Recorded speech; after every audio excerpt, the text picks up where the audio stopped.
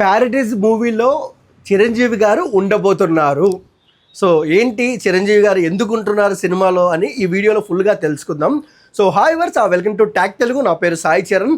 So చూస్తున్నాం Srikanth Odela first debut movie దసరాతోనే the blockbuster hit కొట్టారు నాని గారితో. అదే శరవేగంగాతో చిరంజీవి గారితో ఒక సినిమా అనౌన్స్ చేశారు.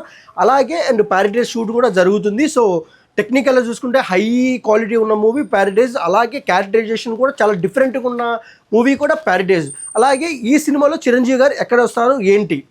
సో ఇప్పుడు మనం చూసుకున్నట్టే ఫిలిం నగర్లో ఒక టాక్ నడుస్తుంది అనమాట. అదేంటంటే సో ప్యారడైజ్ అనే మూవీలో క్లైమాక్స్ సీక్వెన్స్లో సో నెక్స్ట్ చిరంజీవి గారి ఒక సినిమా జరగబోతుంది శ్రీకాంత్ ఒడ్డెలతో.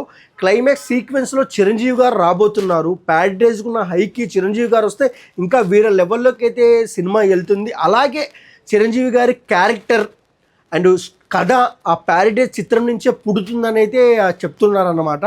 సో ఇక్కడ మనం చూసుకున్నట్టయితే నాని గారికి మంచి ఇప్పుడు చూసుకున్నట్టయితే మంచి మాస్ క్రేజ్ వస్తుంది. సో ఒకవేళ చిరంజీవి గారు కూడా ప్యారడైజ్లో ఉంటే అసలు పీక్స్కు సినిమా వెళ్తుందని అయితే మనం చెప్పుకోవచ్చు.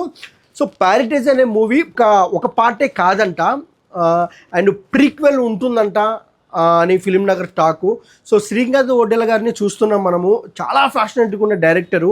లోకేష్ కనకరాజు ఎల్సీయూ లాగా సినిమా యూనివర్సల్ లాగా శ్రీకాంత్ ఒడ్డెల గారు కూడా సినిమా యూనివర్సల్ ఈ ప్యారడైజ్తో ఉంటుందని అయితే తెలుస్తుంది. సో చిరంజీవి గారు ప్యారడైజ్లో ఉంటారని మ్యాక్సిమం తెలుస్తుంది.